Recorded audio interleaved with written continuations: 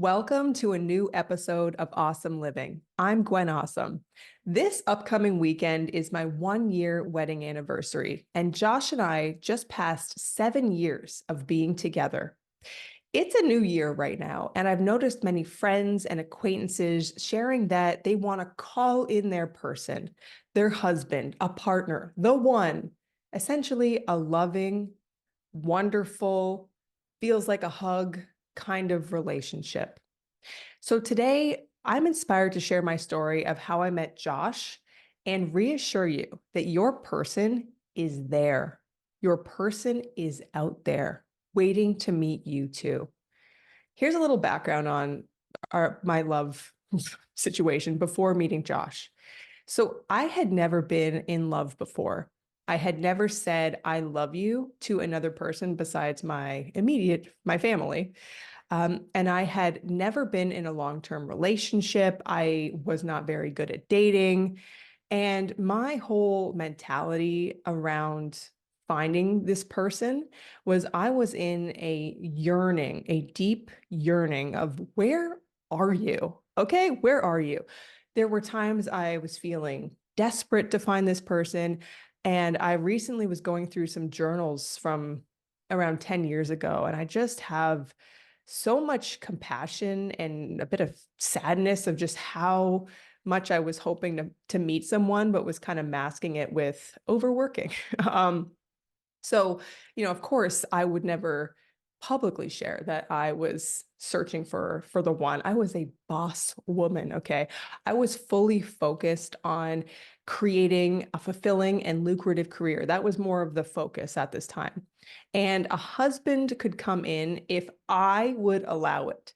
And I had a bit of a righteous energy, a bit of a chip on my shoulder, and I don't need a man kind of energy because I didn't know how to find this person. And so I actually have some video evidence of my mentality around 8 years ago on the topic of men. So I'm going to play you a clip. This is an interview with my friend Mike Valente on his show, and it really shows where my consciousness was at the time. I can go on a date, and if I know that this is not going to be anything, I can kind of turn that side of my brain off and just have fun with it. I treat it like an interview. Did you have fun dating? Was it fun for you, or was it, when something didn't work out, was it like, oh, this is a waste of time, I should be doing something else? That's like a really good question. Yeah, that's why they're not paying me for this. I feel like I'm not gonna date someone just to try it out. Right. If I'm gonna go out with somebody, it's because I really, I know them, I like them, I don't have time. I sound like women everywhere right now. Yeah. I don't have time to just go out with people. There needs to be a certain level of them impressing you first. Yeah, that's great. As a woman nowadays, we, for so many years, we're trying to be like, we're independent, we're women, yeah. And I realized I can technically do everything myself. Say back in the 50s, I needed a man to Yes. make money and stuff. But I unfortunately and fortunately can do everything myself. So where does a guy fit in if you can do everything yourself? I'm saying this actually seriously on behalf of women everywhere. We and men want to be needed. They want to be able to help. Yeah. And I realized, I'm like, oh my God, I've been being so self-sufficient for so long. What can a guy help me with? You know what I mean? And I actually was making a list of different ways that a guy could help me, because I'm I know that sounds It's like a pros and cons list. Do I really need a male partner? right, and that sounds a little bit crazy. So as you can imagine, it's rather clear why I couldn't meet someone. So here's how the love adventure started. I was in a rough patch. Mentally, physically, I was feeling rather lost in life.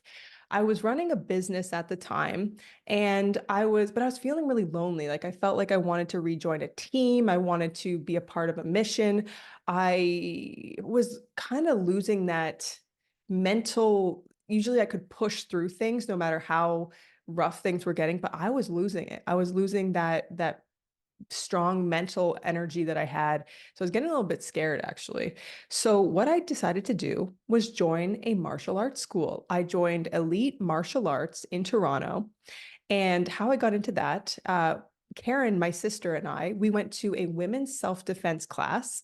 And throw back to my interview with Sarah Stockdale. She told us about this class. So thank you, Sarah. And so Karen and I went to the women's self-defense night, and it was exhilarating. I just felt alive, fighting off men, learning a new skill. So I said, Karen, we got to do this. We got to sign up. And Karen was in.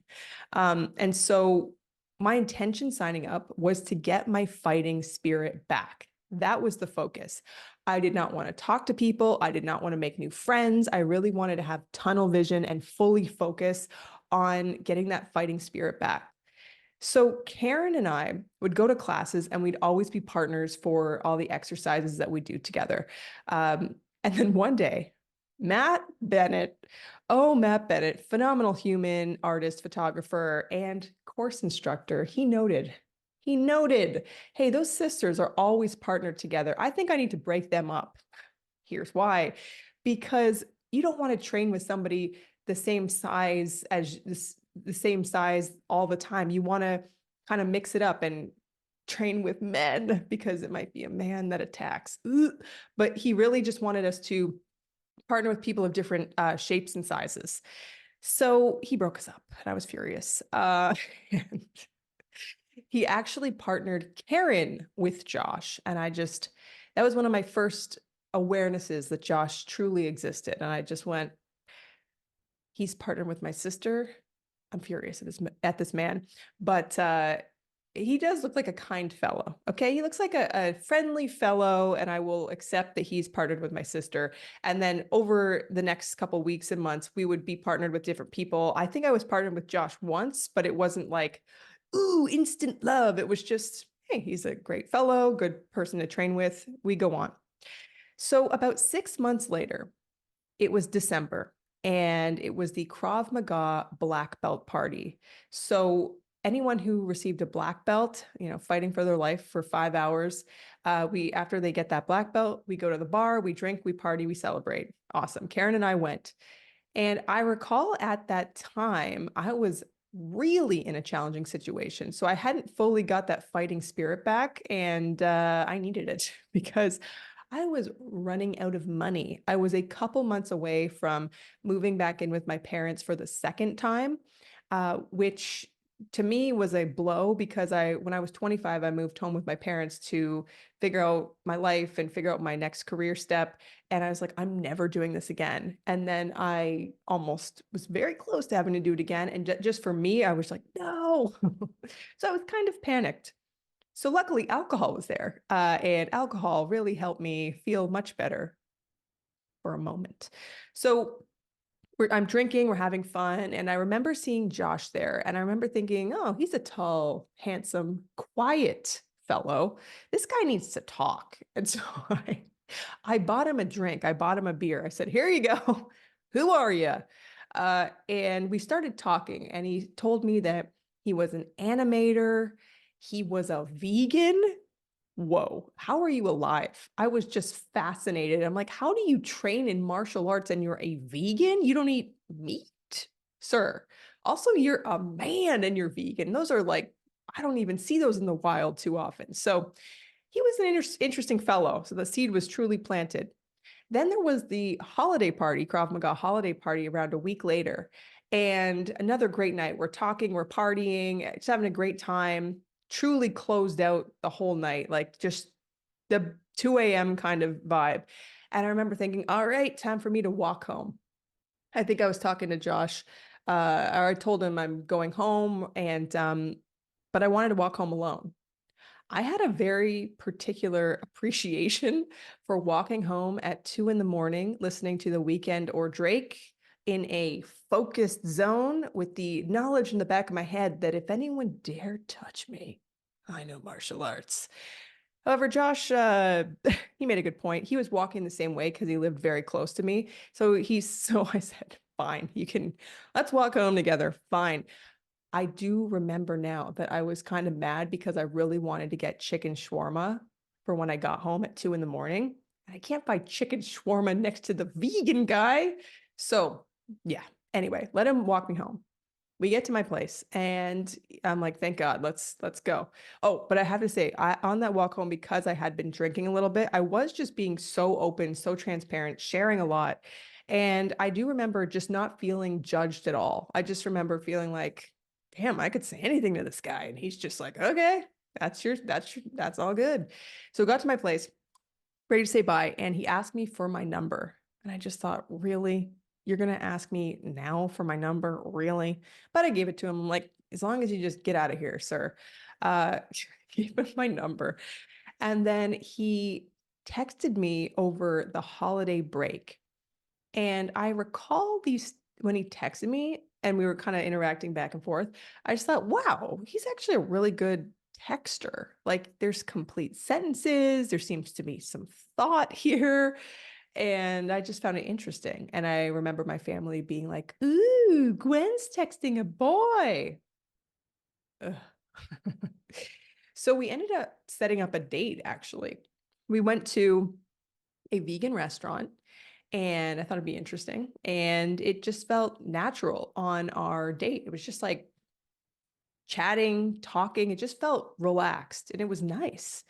And what I recall is as we were meeting and getting to know each other, for me, it didn't feel like the supernova love at first sight fire, it felt more like there's a spark, there's a fire, and the more we hang out together, more oxygen is being added to this fire. And hey, it could turn into a full-on blaze.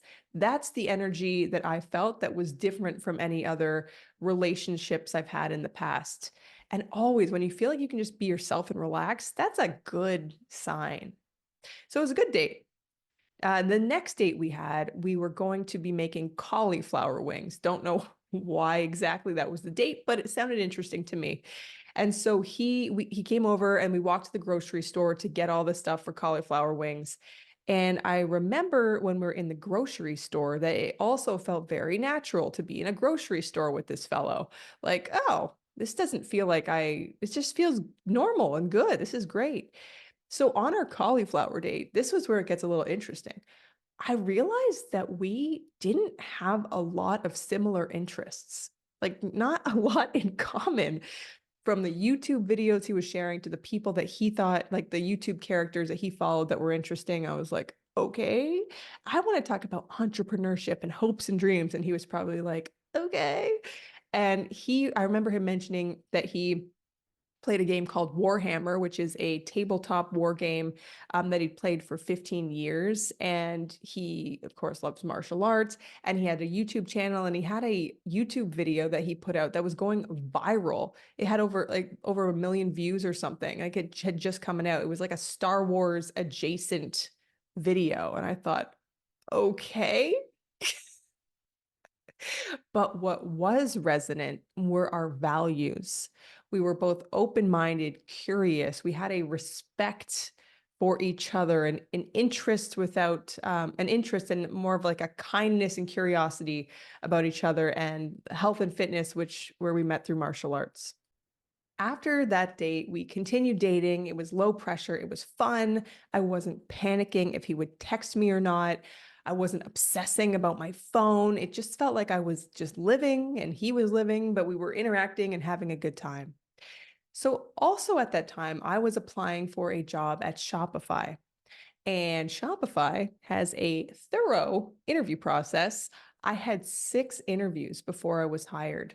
Not everyone's experience, just my experience. And I applied on January 1st and I got hired for the job I started the job on March 6th. So that was longer than I had hoped. But Josh supported me throughout this process. And I remember after the 4th interview, I remember coming home and feeling like the interview was very similar to an earlier interview. So I was like, what could I possibly say? How can I prove to them I can do this job? I just felt like kind of overwhelmed and stressed out. And I just started crying in front of Josh. And I had that tough boss woman vibe still at that time. I thought, oh my God, I cried in front of him. Ugh. But he was so loving towards me. He just listened and he comforted me and said, it's all going to be okay. And hey, it was. So that was awesome. And keep dating. And around 6 months later, we went to my friend Katherine's house. Katherine, as a side note, is the founder of SheerTex, the unrippable tight company. And she is a genius, and she was just kind of starting that idea around this time when we went to her. It turned out to be her wedding, a surprise wedding at her gorgeous house in Muskoka. It was so inspiring, and it was on that trip where we both said "I love you" for the first time, and we've been inseparable ever since. So that's the love story, how it all began. And so a few things I would tell myself 8 years ago before I knew Josh. Number one, he exists. Your person exists. The person you're dreaming about and hoping about is out there. They are perfect for you and no one else. You cannot miss them. They cannot miss you. They're for you. Number two, it's okay if you don't love yourself or you're not the best version of yourself to attract that dream person. What if you meet that person and become the most beautiful, abundant, joyful, well person possible along the way? Because that's what happened to me. It wasn't, I'm in the perfect state of well-being, I'll meet my man now. It was, I was unwell. But he met me and kind of brought me up to his well level. So it's okay if you're not, exactly where you want to be right now. You can still meet that person. Number three, be open to them looking different than you may expect. You may be like me, where you had times in your life where you made that list of all the qualities you want, very detailed to manifest the person. And Josh was a few serious things, that for some important things, he was opposite of what I'd wanted. For example, he was younger than me by 3 years. And when you're 28 and he's 25, when you're a 28-year-old woman and you are me and you are dating a 25-year-old, 25 just sounded so young to me. Wow. But luckily Josh is like an old soul. Also, he was an artist, and I was looking for a successful person in a profession like business that had a lot of security. And Josh was not rich at the time. I mean, come on. I was secretly like, I would like this person to just have a lot of money so I can just relax. Now, looking at that list, I realize whatever you have on that list, the reason that you want some of these things is for a feeling that it will give you. Rich can equal security or some adventure or feeling a luxury kind of feeling. Or maybe if you want someone who's taller than you, you're like, oh, I want them to be taller, because maybe it's a feeling of security or safety that you're looking for. You want them to have a specific type of job. Again, maybe it's security that you're looking for. I was deeply insecure for a long time, so security was what I was looking for. So that is the start of my awesome love story. Yours is going to happen too. If you came across this video, take it as a sign that it's going to happen for you too. And if you don't believe it, that's okay. Because I can imagine you've been waiting for this for a long time, and it is hard to believe. You might be saying, Gwen, I've been waiting for my dream person for 42 years, 56 years, 64 years, and they are not here. Well, let me tell you, that's all about to change right now. My hand is on my heart for you. And maybe, you know what? Put your hand on your heart if you want yourself and just say, you know what? My soulmate is right here with my beating heart. And what I need to do right now is be gentle and kind and give myself the love that I wish to receive from another person. It is time to cherish yourself, myself. You are a worthy, beautiful person, and you so deserve this. So please just take this message today as a glimmer of faith that it's going to happen for you. Thank you so much for listening to this episode. I wish you that great love. And for now, I hope you have an awesome day.